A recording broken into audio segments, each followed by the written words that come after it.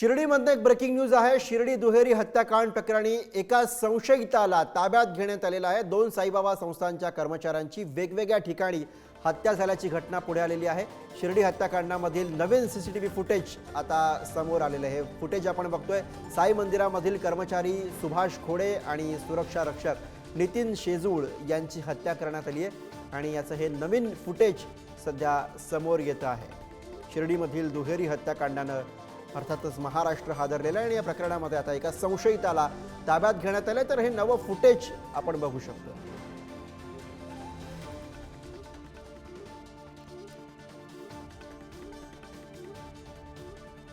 दिसतात त्यांचे पोलिसांना विनंती, व्हिडिओ पहा, चौकशी करा। माझा भाऊ कोणासोबत वाद नव्हता, त्याचा तो कोणाच्या काही मध्यस्थी नव्हता। हा जो मोठा हल्ला झाला त्याच्यावर, प्राणघातक हल्ला झालाय। माझी विनंती की आम्हाला न्याय पाहिजे, त्यांना फाशी झाली पाहिजे। या न्याय झाला पाहिजे साहेब, नाही आम्ही आत्मदान करणार सगळे। आता परिवाराने जीव देणार। पोलीस वेळेवर आले होते का? घटना उशीर आले, साहेबाला फोन केला, साहेबांनी केला, मग आले। इथं धडपडून कोणी पडत नाही कोणासाठी साहेब। आंतरराष्ट्रीय दर्जाचं देवस्थान आहे शिर्डी आपलं। तर शिर्डीमध्ये हे दुहेरी हत्याकांड घडलेलं आहे आणि त्यानंतर आता हे या ठिकाणची फुटेज नवनवी समोर येत आहेत आणि या प्रकरणामध्ये आतापर्यंत एका संशयिताला ताब्यात घेण्यात आलेलं आहे। शिर्डी साई संस्थांमध्ये काम करणाऱ्या दोन कर्मचाऱ्यांची हत्या झाल्याचं हे प्रकरण आहे। दोन वेगवेगळ्या ठिकाणी या हत्या घडलेल्या आहेत आणि या प्रकरणामध्ये आतापर्यंत एका संशयिताला ताब्यात घेतलं गेलं। तर नवं सीसीटीव्ही फुटेज या प्रकरणामध्ये आता समोर येताना दिसतंय, ज्यामध्ये हातापायी होताना आपल्याला या दृश्यांमध्ये दिसते। तर शिर्डीमध्ये नेमकं काय प्रकार घडलाय आपण ग्राफिक्सच्या माध्यमातून काही महत्त्वाचे मुद्दे बघूया। सोमवारी शिर्डी साई संस्थेचे कर्मचारी ड्युटीसाठी घराबाहेर पडले होते। दरोडेखोरांनी कर्मचाऱ्यांना रस्त्यावरती अडवून हल्ला केला। तिघांवरही वेगवेगळ्या ठिकाणी चाकून वार केल्याची माहिती पुढे येते।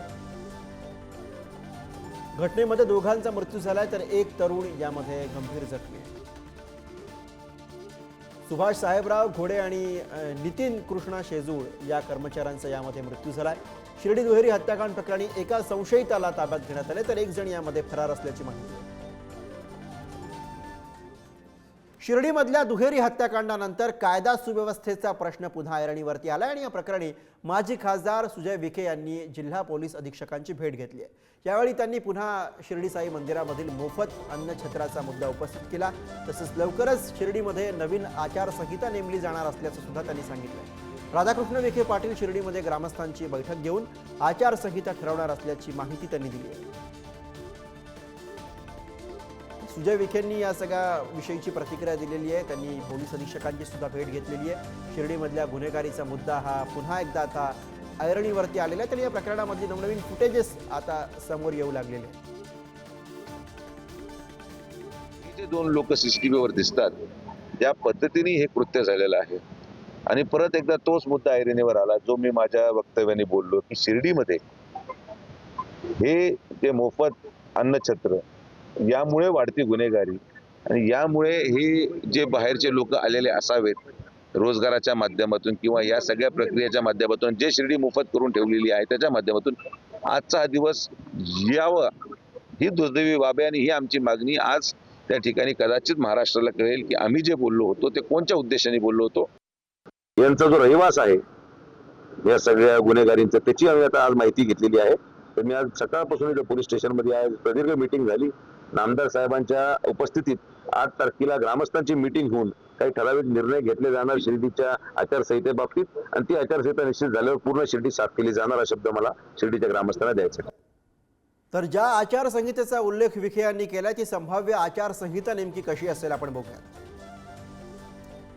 साई मंदिरामध्ये देण्यात येणारं मोफत भोजन बंद करावं।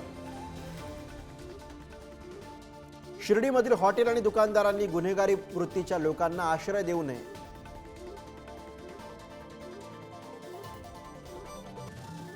गुंडगिरी करणाऱ्या कार्यकर्त्यांसाठी नेत्यांनी पोलिसांवरती दबाव आणू नये।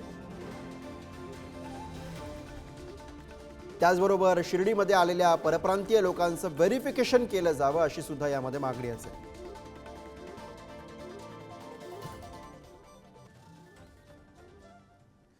शिर्डी हत्याकांड प्रकरणामध्ये एका संशयित आरोपीला अटक करण्यात आल्याची माहिती जिल्हा पोलीस अधीक्षक राकेश ओला यांनी दिली आहे। या प्रकरणावरती आरोपींवरती कठोर कारवाई करणार असल्याचं यावेळी त्यांनी सांगितलं। या प्रकरणामध्ये महत्त्वाची अपडेट ती म्हणजे एका संशयिताला या प्रकरणामध्ये अटक करण्यात आलेली आहे, तर एक जण फरार आहे, त्याचा शोध सुरू असल्याचं पोलीस अधीक्षकांनी सांगितलं।